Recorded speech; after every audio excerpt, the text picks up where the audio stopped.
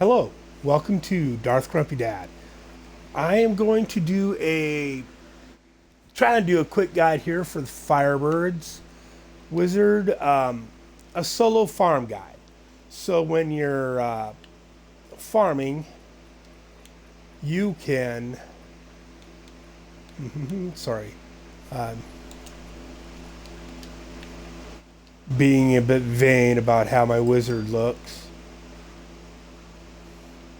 So, solo farming guide. Now, early on in the game, it's important to build up your mats, right? So, you need them for your blacksmith, and you need them for your cube, right? Now, if you need to know which farming mats you have and which ones you need, you select your inventory button, you go down to the little pouch, and you go down to the anvil, which holds all your crafting material.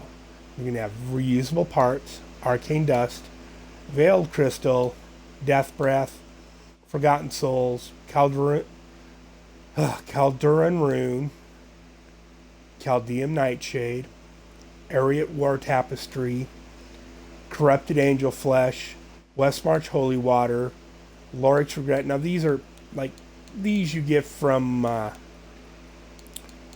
the key wardens and the portals you can open with the key wardens drop, and you use them for making hellfire amulets and rings, which only a few builds actually use them, but you do need to be able to make at least one to finish your seasonal journey and kill all the key wardens, and they're in the 4 different acts, 1, 2, 3, and 4, to complete your seasonal journey, at least the first 4 chapters, to get your Hagrid's gift, and then your very last thing will be Greater Rift keys. Now your solo farming build is you'll have your followers. See, now I like the Scoundrel because he gives you a lot of crit hit chance, and crit hit chance is important to the Firebirds build.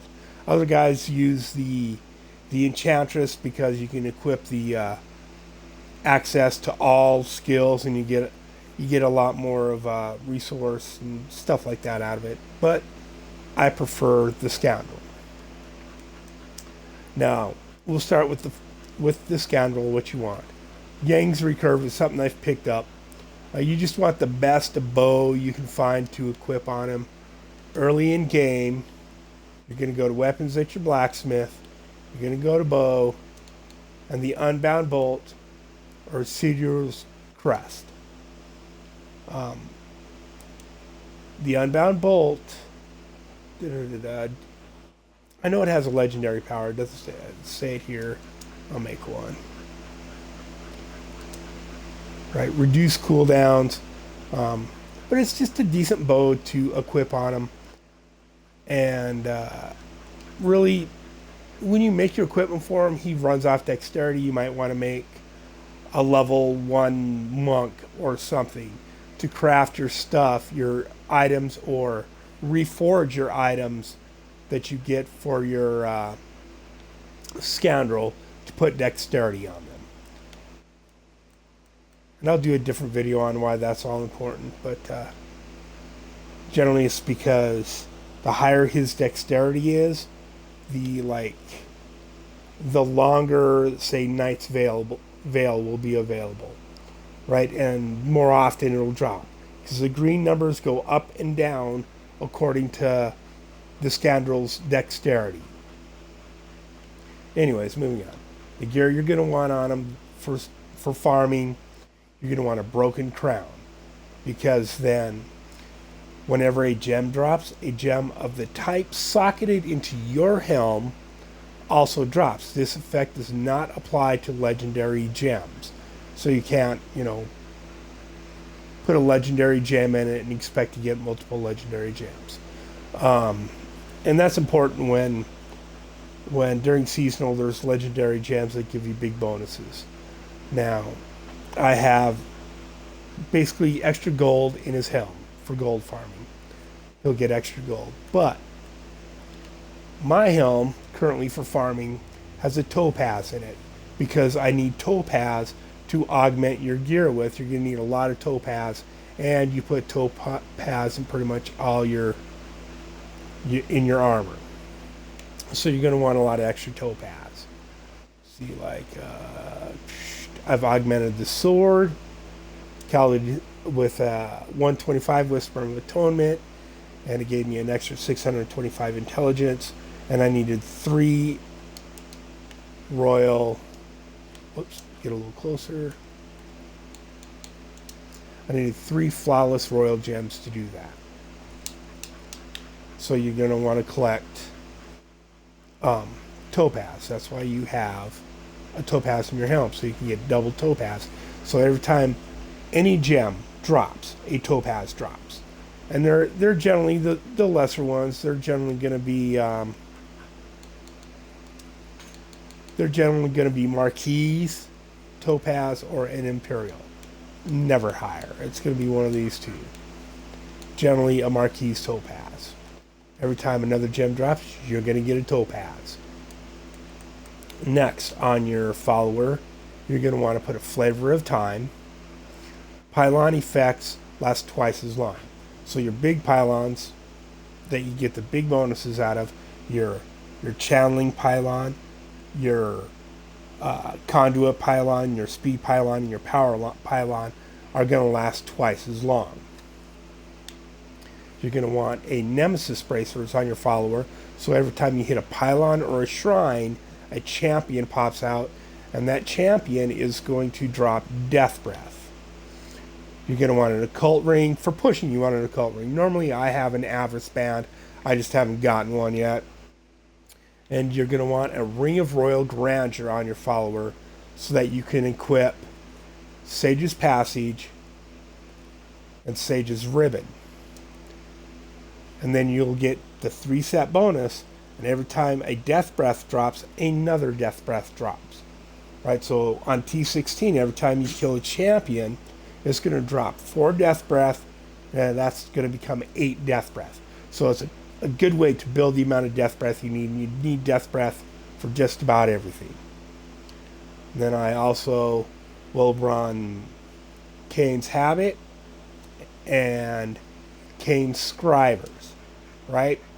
Whenever a Greater Rift key drops, there is a 25% chance for an extra one to drop. Emanates to you. So, if you're running Nephies to collect Greater Rift keys, you can get a significant amount of Greater Rift keys much faster. Now, normally, if I'm just doing bounties or if I'm running the Nephies for gold generation, I will, especially when you're running bounties. Either one of these is very good. I haven't re-rolled them with Dexterity character yet. But I will take that off, and I will put Gloves of Worship on. Shrines, like so the smaller pylons, the shrines, the effects will last 10 minutes.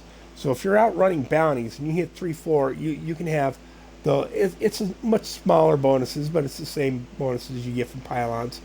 You can get 3 or 4 of those running all at the same time, and it makes it much easier to farm your bounties. Okay. Next, you're going to want the Scoundrel token. Equip on follower. Your follower cannot die. Because the last thing you want is him dead when you hit a pylon, and you want it to last twice as long. Or you hit a shrine, you want it to last 10 minutes, and he's dead. And also, then you don't get the effect of the Nemesis Bracers if he's dead. You don't get that extra champion and that extra death breath. So you definitely want that token on your Scoundrel. Okay, so that covers there. Weapon, and again, I used Ramaladni's gift to put a socket on this weapon and put a greenstone in it to increase the critical hit damage he does. It's not, compared to you, because he doesn't get the set bonuses, he's not doing nearly the damage, but it does help. And then for me on The scoundrel's shoulders, I put Spalders of Zachara, right? Your items become indestructible. That way you don't have to come back to town. If you die a whole bunch, you don't have to come back to town and repair your gear all the time. It's just indestructible, right? And that emanates, you can see in blue, it emanates to you. Whoops. Next on I have gold skin. Chance of enemies to drop gold when you hit them. So you're just increasing gold, right? So you're gold farming. I have crippling shot equipped, ranged attack, deals 140 weapon damage, goes higher with this higher dexterity. Enemies hit by 80%, slows enemies hit by 80% for 4.3 seconds. And that goes up. That goes up as his dexterity goes up, right? Increased critical hit chance by 2.8% for you and the scoundrel based on scoundrel's dexterity. I think it starts at 2 or just under 2. I've got it up to 2.8. Next I have multi-shot because cooldown's only 8 seconds, right? It's 8 seconds. Come here. Scoundrel will shoot 3 bolts, each dealing 100% weapon damage. Scoundrel's special attack have a basically 60% chance to fire 3 bolts based on the scoundrel's dexterity. Right? So for his other ones, this one will shoot 3, has 60% chance, right?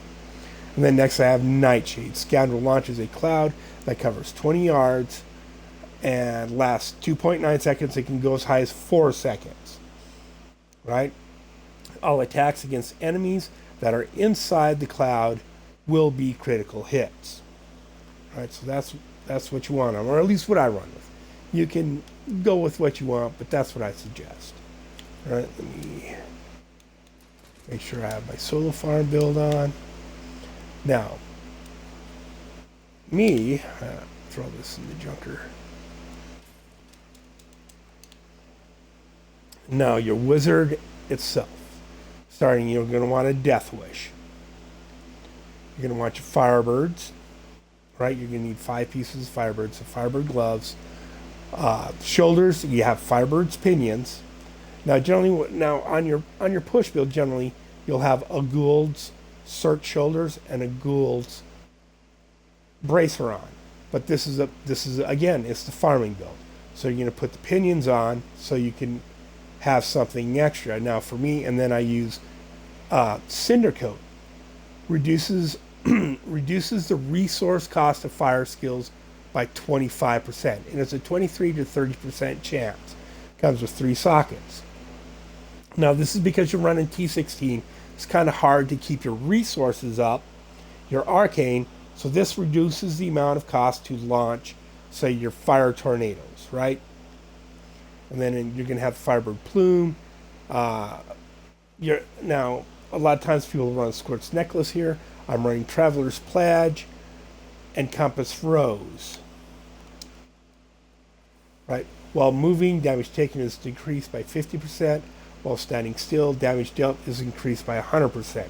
So that gives you the same 100% damage that you would get off Squirt's Necklace, and it doesn't give you that 50% damage taken that Squirt's Necklace does.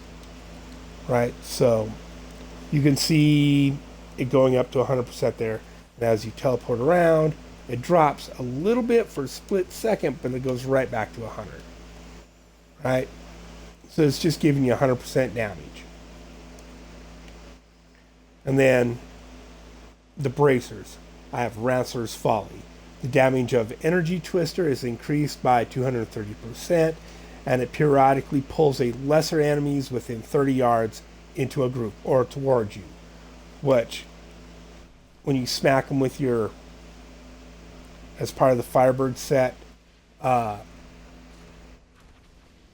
damage bonuses, when you hit them with your Explosive Blast, they take your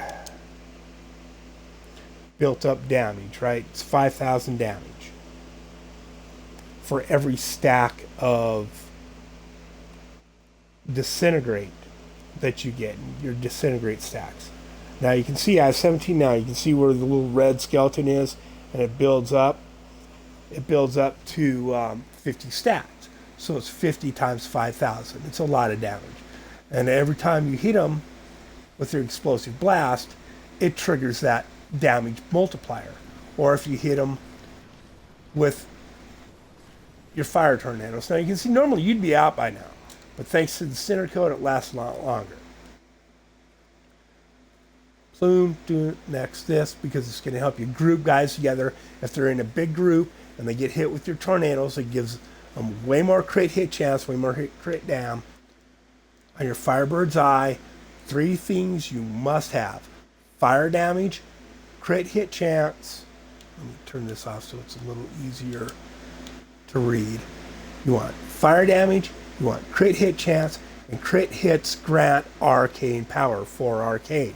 So every time you get a crit hit, right, you're purple, your arcane build. Every time you get a crit hit, it's super important to the build.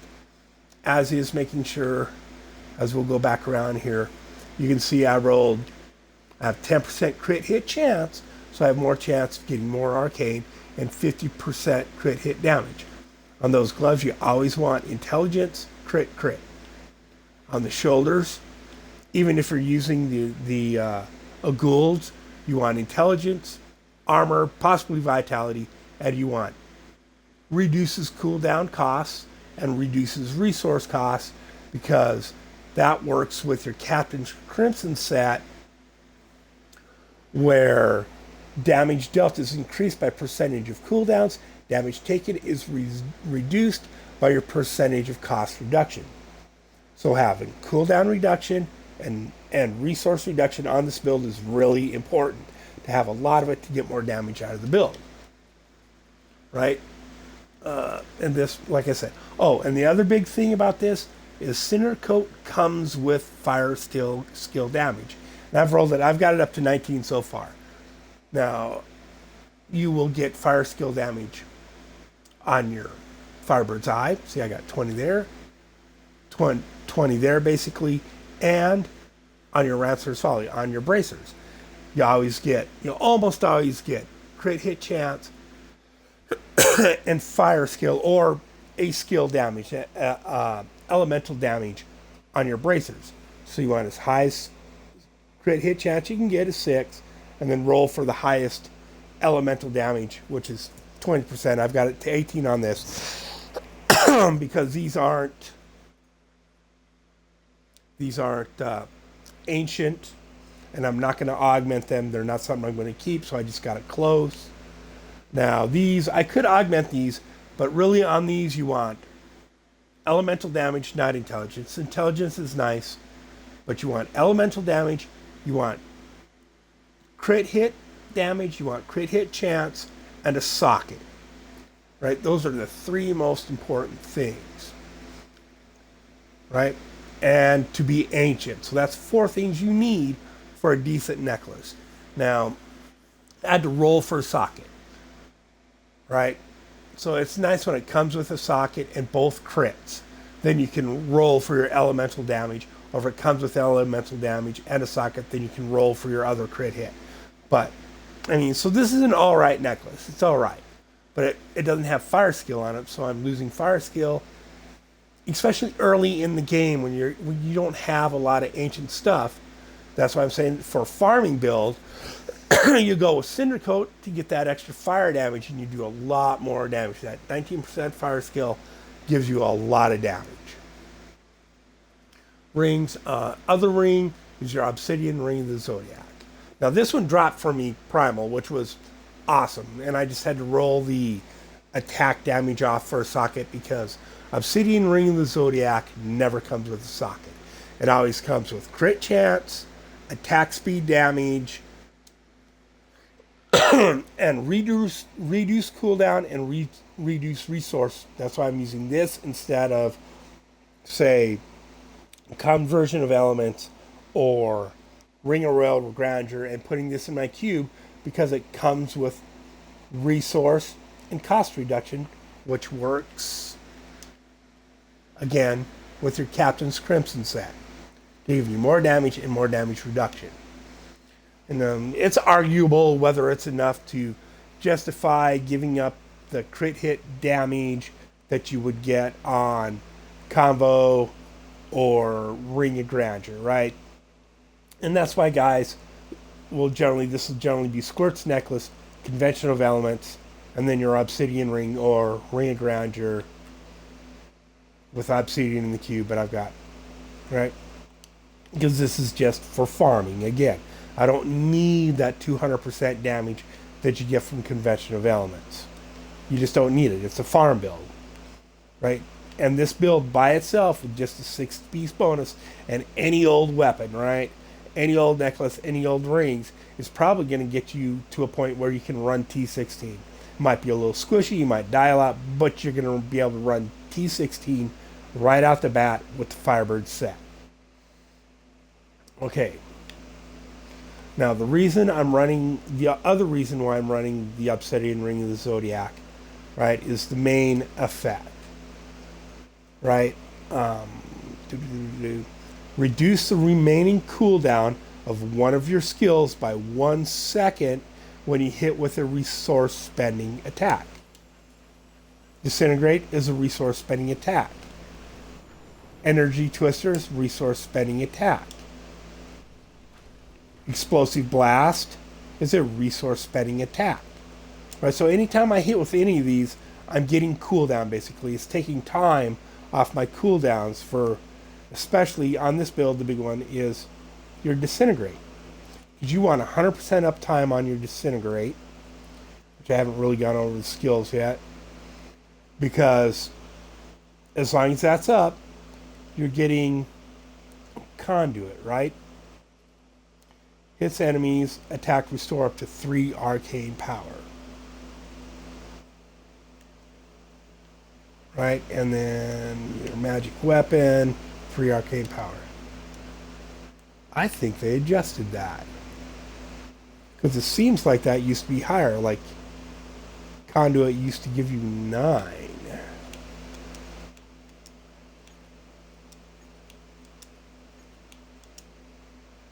Huh, they might have adjusted that. But anyways, 3 arcane power. That, I'm fairly positive that used to be 9. Anyways,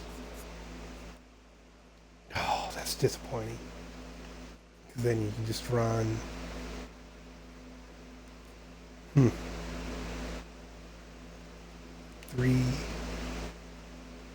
There it is. Oh, diamond skin. No wonder why. I'm way off out in the Thule somewhere. I'm talking about diamond skin, and I'm looking at magic weapon. Holy schmoly. Okay, diamond skin, prism. 9 returns 9 arcane, right? Reduces arcane cost by 9 while diamond skin is active. So that's why you use your obsidian, so you can get 100% uptime on that diamond skin, and your resource cost is majorly reduced, just like with this, right?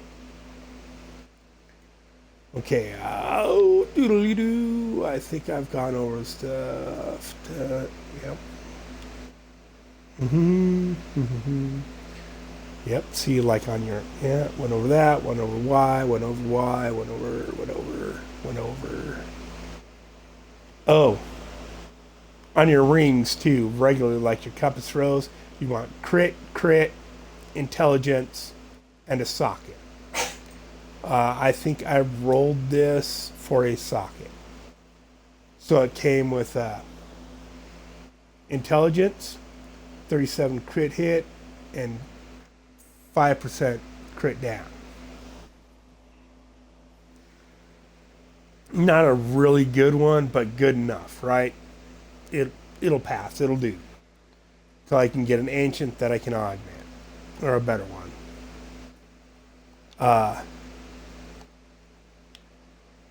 Yeah. So crit, int, and a socket. That's 4 things you need on it. Now you can add intelligence when you augment it, but it's got to be ancient. It's nice if it's already got it. Boots, intelligence, vitality, armor. Pants, intelligence, armor, and some kind of life. Life per second or vitality. Your belt, intelligence, resist all, and armor. And then life per second was a nice bonus on that, and I have it augmented. So now going over your skills for this. On the A button, and I know I pedantically plod along with my descriptions, and I'm a bit random, and I can start talking way too fast. I'm trying to get better at this, though. All right. On the A button, and if you haven't figured out, this guide is for the Xbox. If you have an Xbox, this is an Xbox specific guide. On the A button, you're going to want explosive blast, chain reaction. Instead of a single explosion, releases a chain of 3 consecutive explosions, each dealing 520% weapon damage as fire. Now you want to get your cooldown so that by the time that third one goes, you're launching it again, and when you're hitting stuff with your obsidian ring on, it's just constant boom boom boom boom boom boom boom boom boom boom boom boom, because as part of the build, teleported when I didn't mean to. In your cube, the orb of infinite death. But I will get to that. I'm getting ahead of myself. Right trigger. You want disintegrate ray, chaos nexus. While channeling the beam, you become charged with energy and discharge it at nearby enemies, dealing 115% weapon damage as arcane. And it applies your disintegrate stacks to enemies around you. So when they get hit by your explosive blast or your energy twisters, it triggers that damage, your damage multipliers. Handy dandy. So you can be applying that your ignite damage to multiple targets at once instead of just the one target you're focused on with your disintegrate rate. Super handy dandy. On the X button, energy twisters, gale force. Enemies hit by energy twister take 15% increased damage from fire for 4 seconds, and it's a fire skill. And it's a non-channeling skill. So, and which is the other thing, to trigger the ignite stack damage, you need to use a non-channeling skill. Energy twisters is non-channeling. Explosive blast is non-channeling. So that's 2 different skills you're using that can trigger the ignite damage stacks of your Firebird set. So you're doubling your chances of just punching somebody in the jaw. Right? Y button, because it's a little further away, hit it and forget it. You hit that Y button and it's just on the entire rift. Magic weapon, conduit. Again, for farming, you want enemies hit by attacks restore up to 3 arcane. Right, so it's an arcane generator. And the initial is imbue your weapon with magical energy, granting it 10% increased damage. And then your rune applies your arcane power generation. So you're getting 10% extra damage and arcane power out of it. On the B button, because I'm holding the A button down the entire time, you never take your thumb off of it, so you're constantly lighting off another one. And then you just rock your thumb over without taking it off the A to the teleport, so you can teleport around. Once you get your disintegrate stacks up to 50, right? Then your ignite stacks give you a cooldown on your teleport. So you just rock over without taking your thumb off the A button and teleport infinitely. Handy dandy again. I really like this spell. It's handy dandy all around. Now, that is going to be teleport, safe passage. So I take 25% less damage after I teleport for 5 seconds. Right? Again, damage reduction is handy dandy. Now, on my RB, right above my trigger, so I can hold my trigger and my RB down at the same time, hold my thumb across my A and X, right? So I'm just going to hold that RB down all the time. So every time the cooldown, you'll see when the cooldown comes around, it'll automatically activate it again. just holding the button down. And that gives, and then the rune on that is Prism. Reduce arcane power cost of all skills by 9% while Diamond Skin is active. And the initial skill, transform your skin into diamond for 3 seconds, absorbing 40% of your life in damage from incoming attacks. So, I mean, it's a damage reducer and an arcane generator. Now, for your, again, this is for the farming build. Back to skills, your passives. Audacity, you deal 30% additional damage to enemies within 15 yards because a lot of times you get right up close to guys and hit them with your explosive blast, so you're right in their face a lot. So you want that 38% additional damage, right? And you need to hit them with your explosive blast to trigger your Orb of Infinite Depth. And we'll get to that. The next passive, Galvanizing Ward. As long as you have not taken damage for 5 seconds, you gain a protective shield that absorbs the next 60% of your life in damage, right? So it's just a shield that absorbs 60% of damage. And then again, because this is the farming build, you're on T16, and you're doing your best to keep your arcane up. I have Astral Presence. Increase your maximum arcane power by 20 and arcane power regeneration by 2.5 per second. So it's just generating arcane, so you can keep all your skills going. And lastly, Evocation. Reduce all cooldowns by 20%. Right? So, and that's just basically so you can fire your Diamond Skin and your Explosive Blast faster. So you're created so you can continue to create arcane and do damage and create a damage reduction effect more, right? So that brings us to your cube. In your cube, as part of the Firebirds build, every Firebirds, whether you're doing a push build or a farm build, speed build, whatever, Orb of Infinite Depth. It's a must-have for this build in the weapon slot for Firebirds. Each time you hit an enemy with Explosive Blast, your damage is increased by 20% or 10%. And your damage reduction is increased by 20% for 6 seconds. This effect can stack up to 4 times.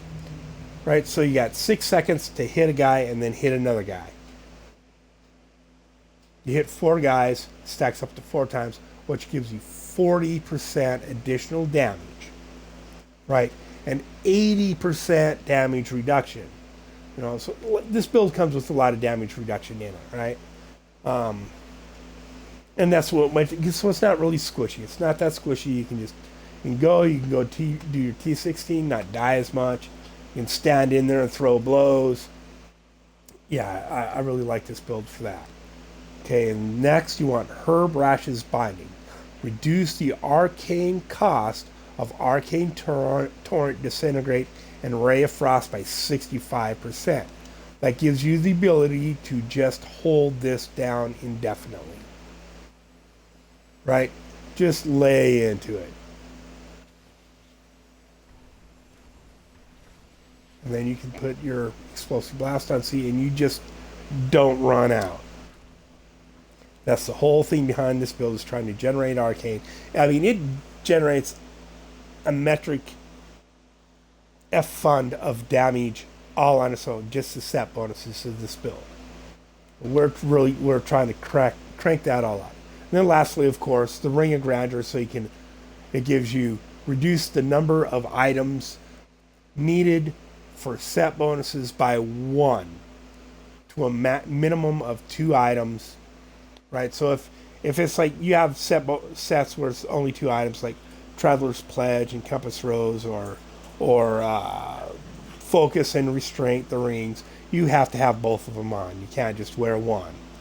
Right? They're like, okay, guys, only so much here. But that gives me the ability to just wear 5 pieces of the Firebirds.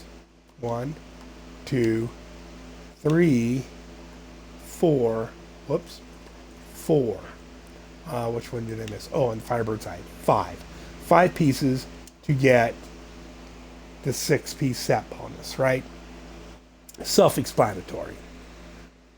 And here's the extra damage reduction built in the set, right? 4 set piece. So if you have 3 pieces on Ring of Grandeur, or 3 pieces Ring of Grandeur, or 4 pieces of the set. Casting Disintegrate adds combustion stacks that reduce the cooldown of teleport by 2% per stack. Stacks up to 50 times. You gain 80% damage reduction while maintaining combustion stacks.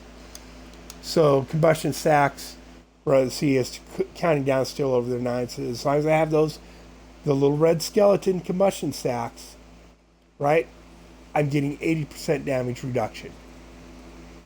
Again, nifty little thing in the build, a lot of damage reduction in the build. So, I'm pretty sure I've covered most of the pieces and what roles you want on these. If you have any questions, this will get posted later on YouTube, and post them in the questions, comments on YouTube, or go to Facebook. I'm part of the Facebook group there. Everything Diablo3 seasonal. They focus mainly on seasonal builds and how to do so without modded gear, cheats, or exploitations. That's their main thing, right? It's a pretty good group. I highly recommend them.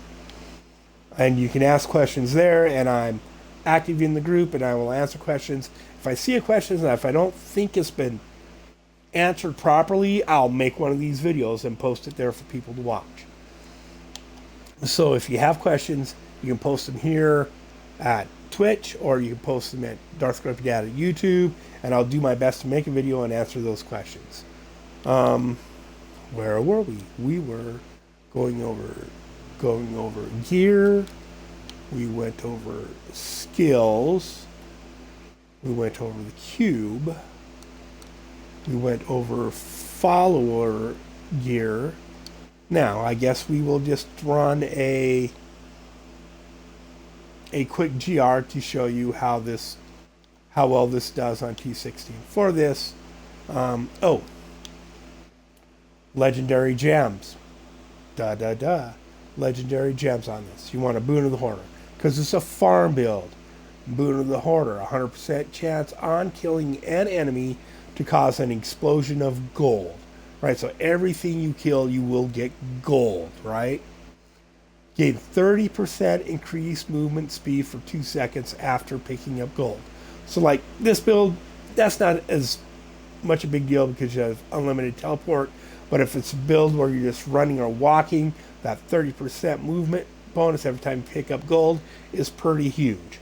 I mean, it can really help you get through a rift faster. Right? Mandatory. Bane of the Trapped. Get an aura that reduces the movement speed of enemies within 15 yards to 30%. Now you gain that when you rank your gem to 25. Right? When you first get the gem, the only effect you get is increased damage against enemies under the effects of mind controlling effects by 45%. And I think initially it's like 28%. So it's 28% extra damage the moment you equip the legendary gem Bane of Trap that you socket it on your necklace or a ring. Right? When it gets to 25, you also get, it creates its own effect, right?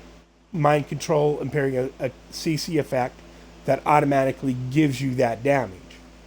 Normally they would have to be stunned or chilled or for whatever, something that your gear produces to get that. So this gem creates an effect that activates the 45% damage. Hey, it's handy dandy. Next, because you want Teguk, because Teguk is specifically for channeling skills. Disintegrate that you never let off on this build. It's always on, right? You're always holding down the trigger. You're always casting Disintegrate, and it is a channeling skill. So, Taeguk gained 6.12% at 100th rank, 103. Gained 6.12 increased damage for 1.5 seconds when you spend resource on a channeling skill. This effect stacks up to 10 times. So that means after 10 or 12 seconds, 10, 15 seconds of channeling Disintegrate, you're basically getting 60% extra damage. That's a huge damage bonus. 60% damage, right? Secondary effect. Gained, the cooldown is from Obsidian Ring is like secondary effect. At 25, gain 2% increased armor for every stack. So it's 20% extra armor. So Taeguk gives you 60% damage and 20% armor as long as you're at 10 stacks, which are at 100% of the time. So it'll dip a little, but it instantly goes right back up, your damage and your armor on this when you teleport. Alright, next we will grab a regular Nephilim Rift. Show you how this runs. Now, enter the Rift. First thing you're going to do is hit your magic weapon. Hit the Y button. Every time you go into a Rift, a greater Rift, you have to hit Y. Next thing you're going to do, you're going to hold down your Disintegrate and start stacking up your Taeguk stacks and your Disintegrate. When those are stacked up, you're going to hit your Diamond Skin and hold it down. Then you're going to hit your A button. You can just come in and hit them all at whoops, too close to the door. You just hit them all at the same time, right? But you're going to get your three main things. You're going to get your magic weapon, you're going to get your Diamond Skin, and you're going to get your Explosive Blast going. You just hold them buttons down and you're Disintegrate.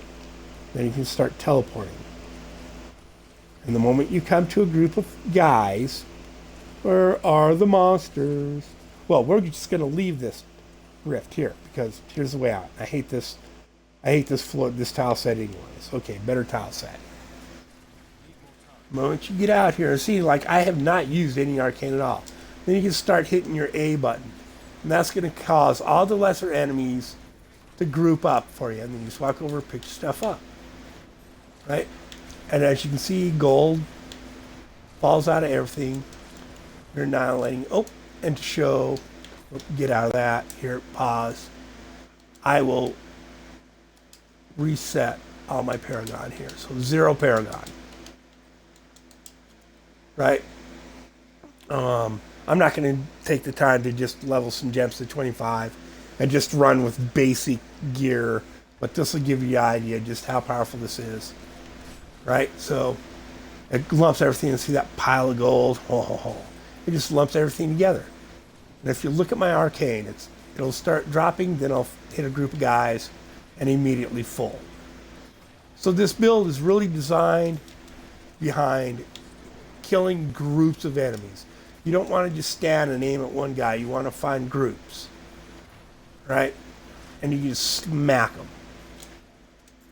Now, when you have Avarice Band on, every time you pick up gold, it increases your gold pickup radius, and it gets so light, it's like the entire screen when you're wearing Avarice Band on your follower, right?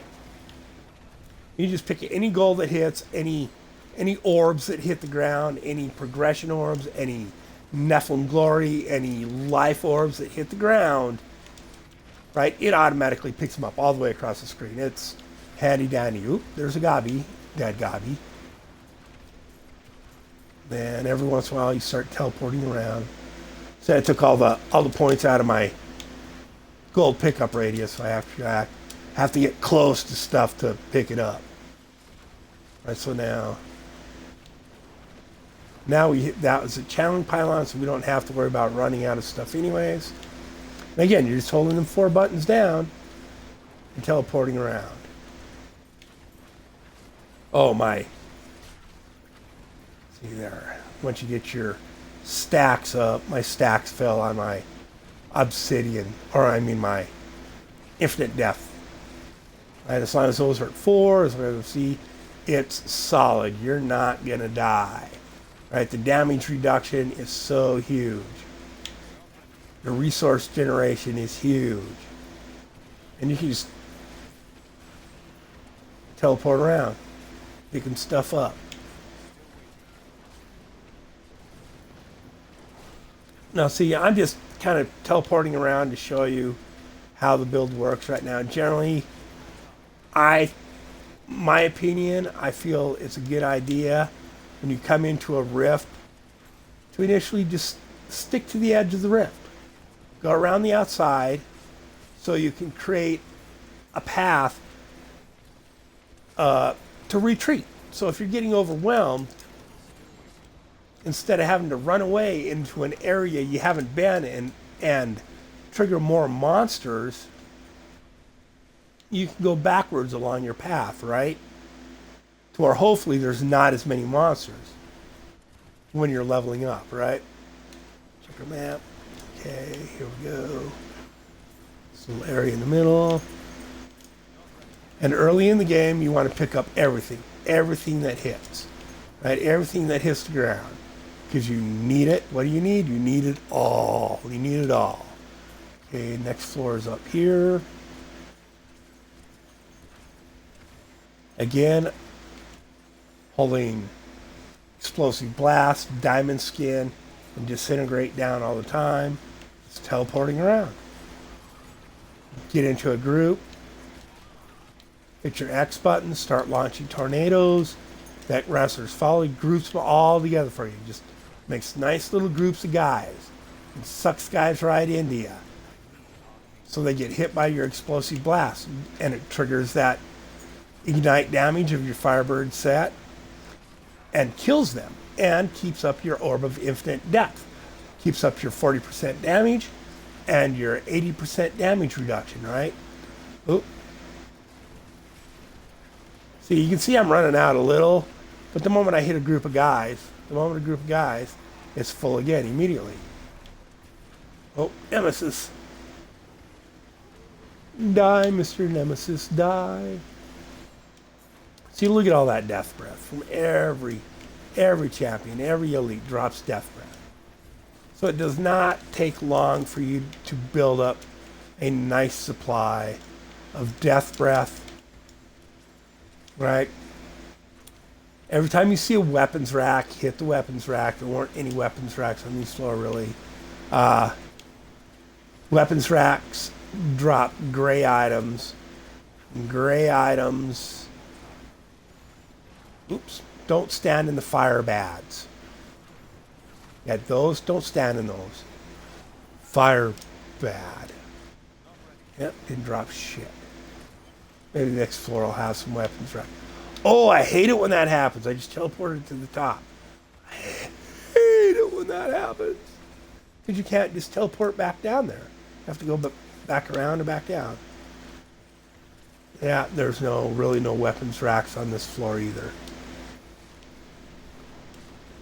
But as you can see, it's a lot of gold. You generate a lot of gold. Your resource tends to stay up pretty good as long as you're moving forward and finding groups of monsters and killing them. Right? So much gold I can't even really pick it all up because I got to keep moving. Then you do run out, just quit launching tornadoes. And it doesn't take very long to build your arcane back up.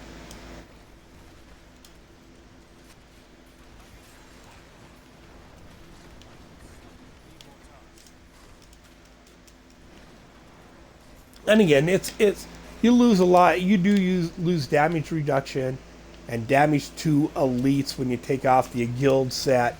But like I said, you can make up for it. You can make it up for it with Cinder Coat. You can make up for it in other places, right? You don't need it as much on T16. See how quick I kill this guy. Dead. Right? And that's with all my Paragon taken out.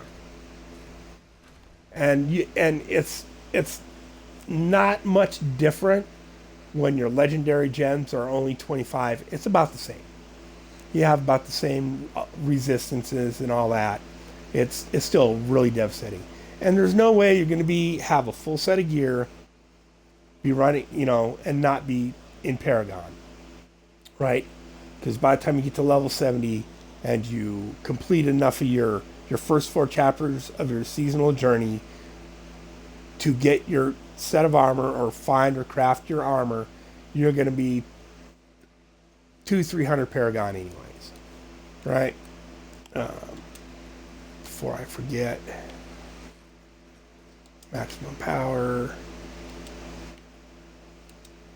Now, a lot of guys will only go halfway with this, like 25, right? Because they teleport around a lot. They don't need it. You get speed bonuses from your Boon of the Hoarder and da-da-da. And I just, because it maxes out at about 25 anyways. So that, your vitality with the Wiz, you only need to put like 50 into it. Be at 100. Whoops.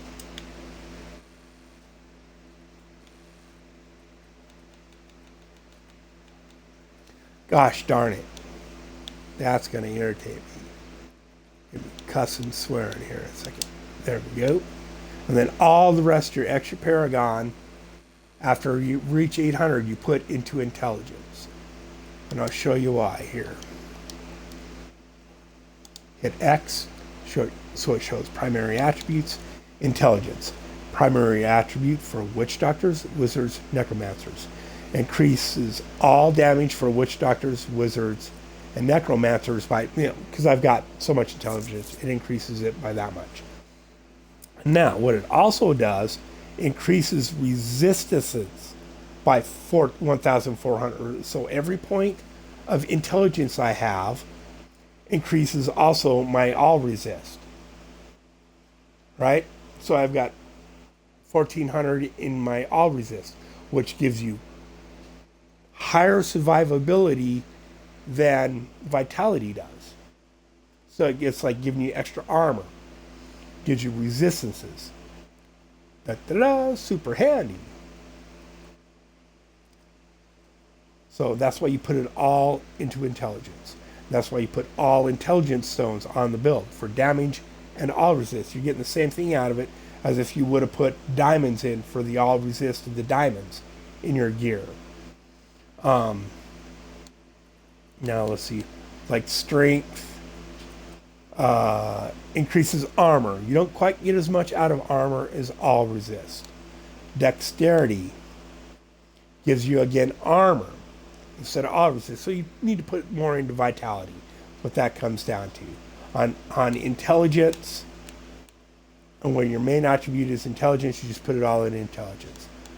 If it's strength or dex, you're going to have to split your strength, your extra Paragon points between strength and vitality to get 200 or 300 points in vitality. In my opinion, that's my opinion. Other guys might say, "Oh, that's blah, blah, blah, blah, blah." But in my experience, in my opinion. And then, of course, just max out all the rest here.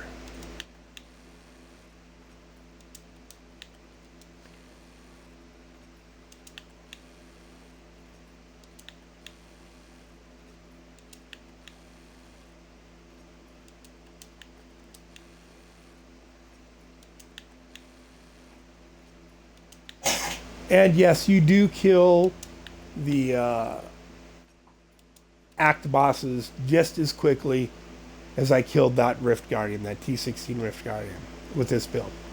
So now you're generating extra gems, you're generating gold, and you're generating death breath. And if you take your time and pick up everything on the way through the rift, and when you're doing your bounties, see here when you, okay, all this yellow, that's going to be Veiled Crystal. All the blue, that's going to be Arcane Dust. And the gray items are going to be reusable parts. 7, and you get between like 7 and 9 reusable parts per gray item, right? 3 arcane dust, 1 to 3, right? And the thing is, yellow items, you get 1 veiled crystal. Just 1. 1. But again, there's a lot of them, but you do use a lot of it. Another way to generate them is at the end of your rifts. Let me close this. Gamble. Use your blood shards. Don't just let them sit there. Gamble for something that only costs 25, right? So you're getting arcane dust and veiled crystal.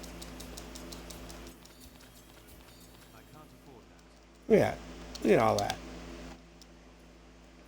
1, 2, 3, 4, 5, 6, 7, 8, 9, 10, 11. See, that's quite a number of veiled crystal just by gambling, right? And of course, you only get lost souls from legendary items. 1 lost soul from a regular legendary item. 3 lost souls from... See if I've got one I'm willing to... Oh, I haven't even identified yet. Drop off my gems.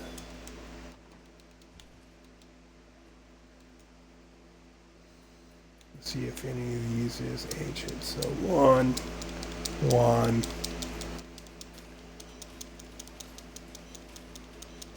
Oh, there we go. There's an ancient item right there. 3 lost souls per ancient item. And if it's a primal item, you get 15 lost souls per primal item. So if you're low on lost souls and you need to farm lost souls, do at least a level 90 greater rift. Oh, I didn't. Right? Well, I should be able to do this pretty easily here with this build.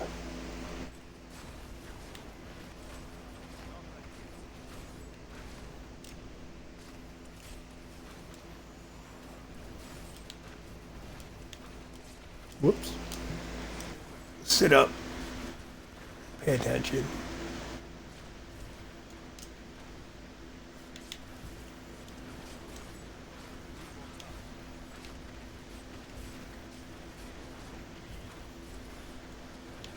Oop, check the corner.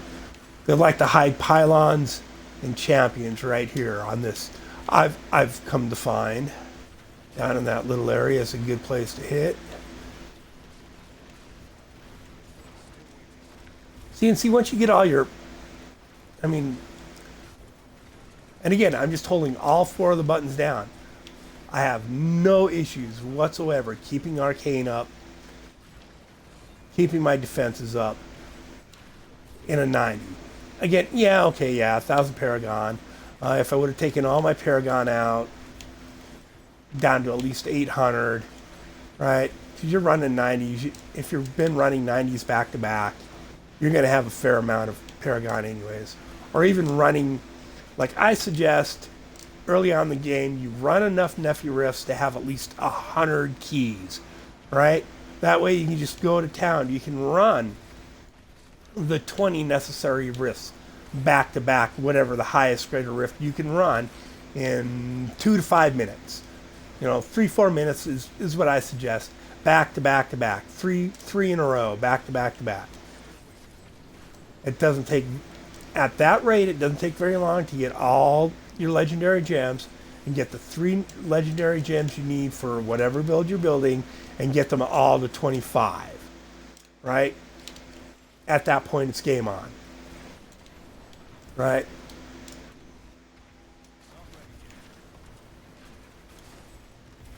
Especially with this build. I'll do another video on, oh yeah, and lots. And Nephilim Glory give you extra damage, almost double damage, as a matter of fact. So you want to pick them up when you see them. And you can stack every one you pick up adds to the amount of time that double damage lasts. I think hit the X button. Where is it? Oh, Nephilim's Glory. Your attacks do more damage and unleash terrible blasts of energy on your enemies. Picking up additional power globes will extend the duration. See, I've already got it stacked up to 2 minutes worth. So once I get to it'll still be in effect when I get to the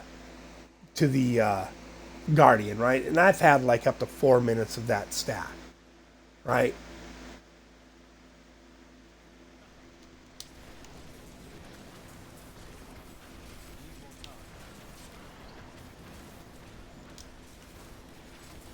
When you're running regular nephews, it's nice too because you're picking up gold. Greater Rifts, the monsters don't drop gold. And when Avarice Band is on your follower. So in here, yeah, he drops the Oculus Ring. You're going to want to stand in those to blast stuff because it's like 80% extra damage while you're in the Aki Ring. Not that you need it on a 90, but it's there if you do.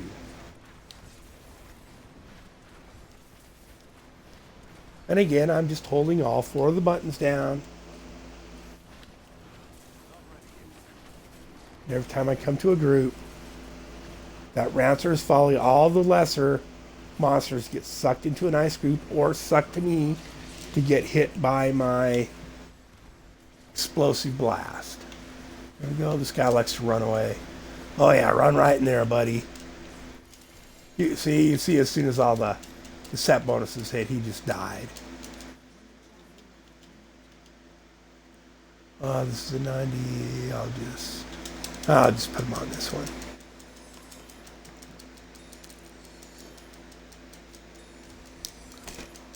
Now,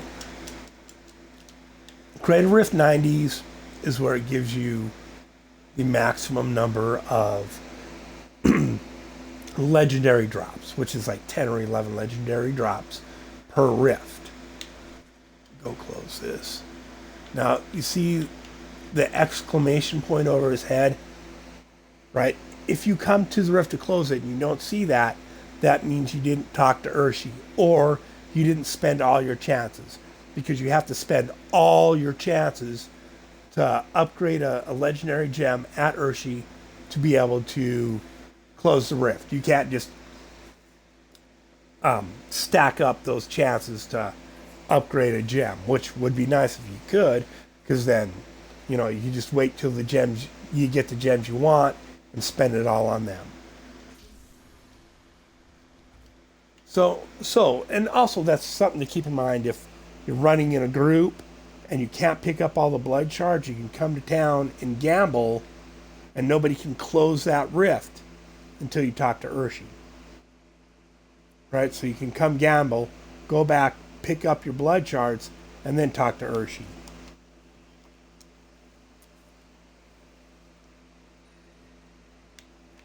Drop off gems.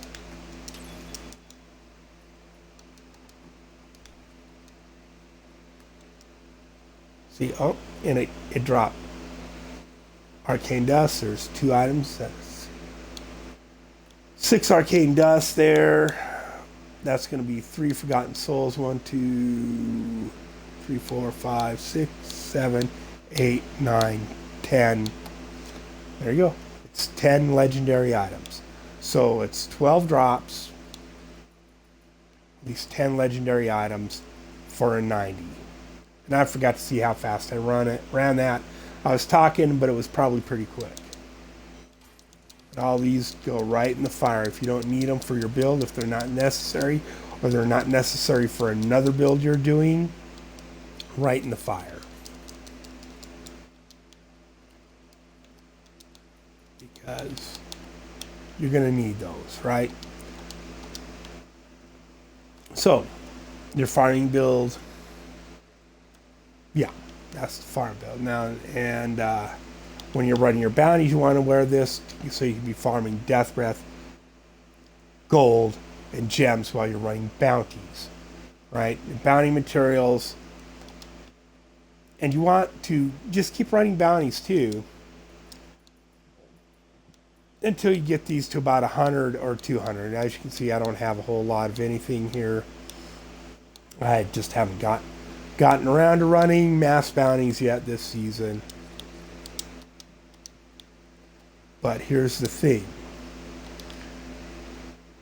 if you don't have any really get that good ancient set items, haven't been dropping, like all the pieces I'm wearing right now dropped, except that Traveler's Pledge. I'm pretty sure I reforged a Traveler's Pledge a few times to get that better one. All right, and as you can tell, I haven't done that with the Compass Rose yet because it's not ancient.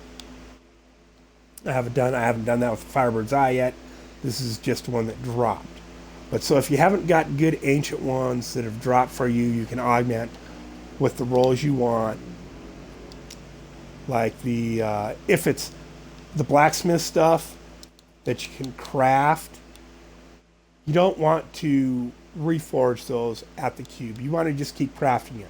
Because see, it only costs you one of each bounty map, right? It costs you one holy water and one Ariat tapestry and 50 veiled crystal to craft the captains, right?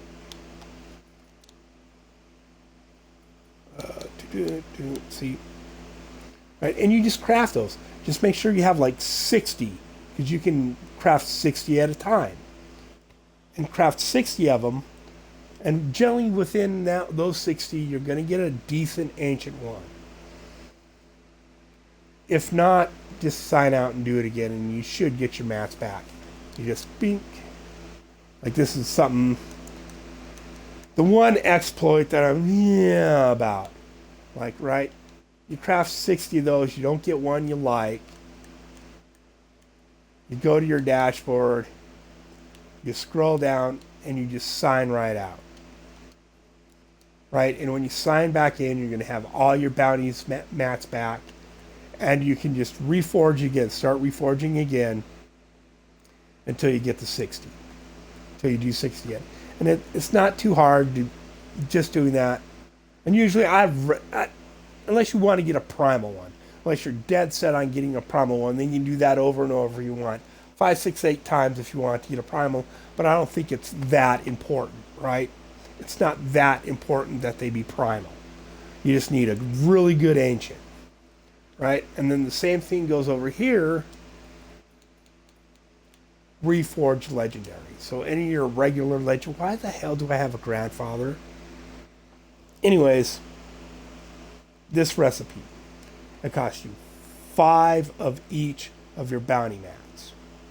And actually, I should go over all this later in another video, so I'll just cover this and move on.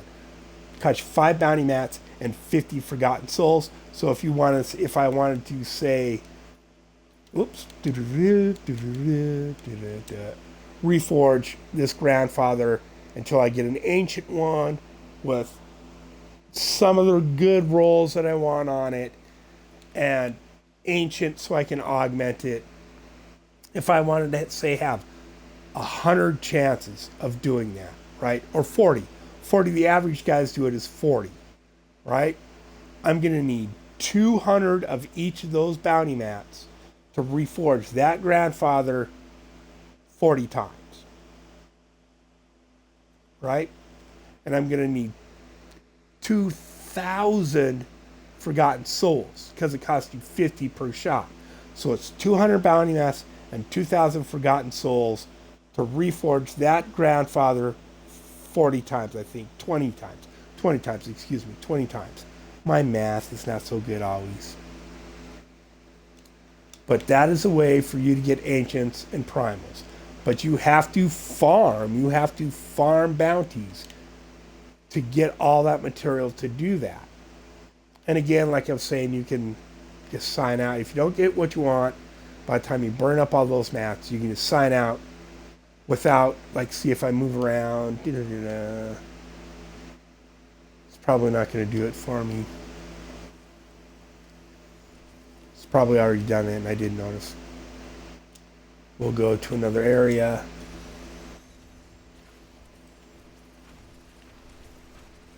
Alright, as long as it doesn't auto-save, you want to stay Warrior Forging, you want to stay at the blacksmith or at the cube so it doesn't do an auto-save. Come out. Well, it puts a little D in the corner and it swirls around it and auto-saves. As long as it doesn't auto-save, you're good to go. So that covers this farm build. How long? Oh, it's an hour-long video. I wanted to do something shorter. People have a hard time watching an hour-long video on something. 20, 30 minutes is about tops. But that covers the farm build for the Firebird's Wizard. Right? Excellent farm build. That helped you get your mats to get you better build for your... Oh, and this build, I'll cover that in the next video, which I could probably make a lot shorter, or I can just do it now. Might as well do it now.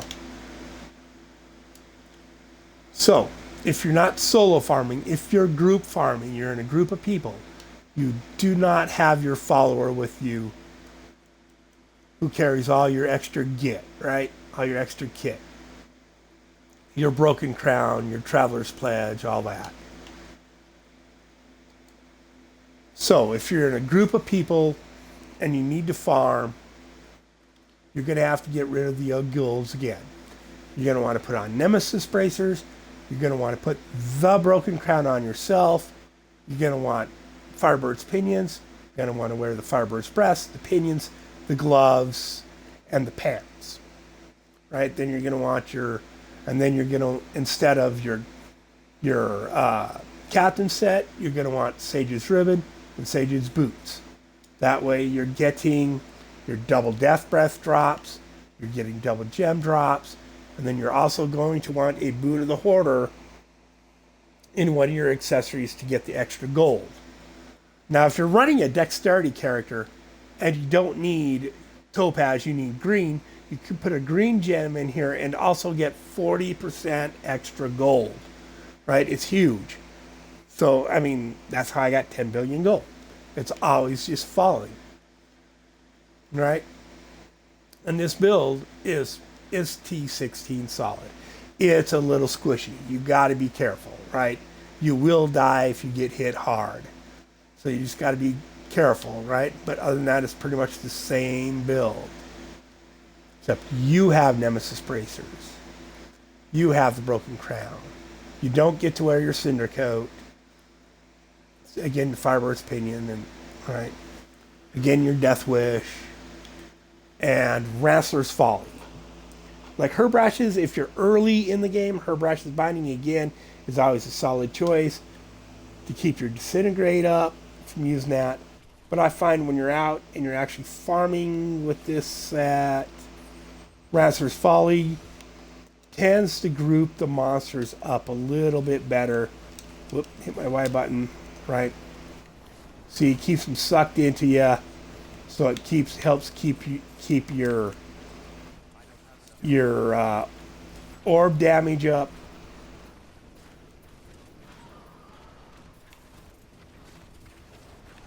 Right, and you get more crit hits from a group of monsters getting hit by your tornadoes.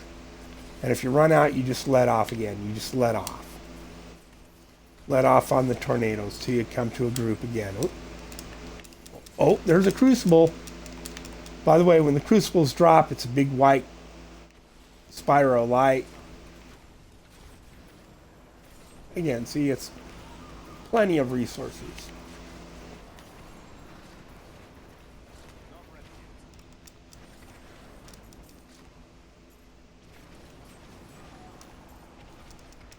And I'm not going to worry about finishing this rift. Just kill these guys here, grab this. And having the gold is really nice because you don't have to worry. You can just reforge something and reforge something, or not, or enchant something over and over, and not worry about it costing you a whole bunch of gold. You can like combine gems, right? Because even if you're doing these lower ones, you're looking at 300,000 gold to make one flawless Imperial Diamond. So you need a lot of gold, right? And having constantly being farming gold is a good thing, right? It costs you gold to craft things at the blacksmith. So you want to be farming gold. It's important to be farming gold. That's why you want a boon of the hoarder on when you're farming gold.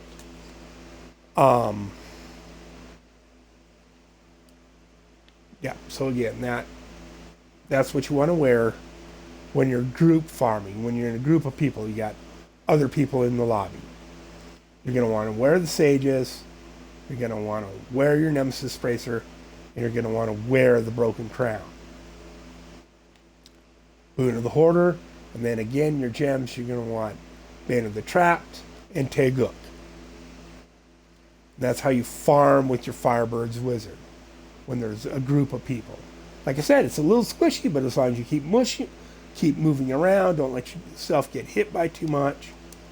Let's see if I can drop this. Yeah, there we go. So I can show you. See, it's a big white spire of light. That's how you know it's a crucible. And I think they've changed all the consumables, like your Ramadalis and all that, to this white spire of light. So you can tell the difference between a consumable and a legendary. Oops, need to identify. Identify. Buh, I forgot to identify. Buh. Whatever. And I got plenty of Firebirds to reroll later. Put that there. Now gems. Let's just look at what gems I picked up. It says 8. Right? So picked up 2 of those. Picked up an Imperial and a Marquise Ruby. Picked up 2 Marquise Amethyst.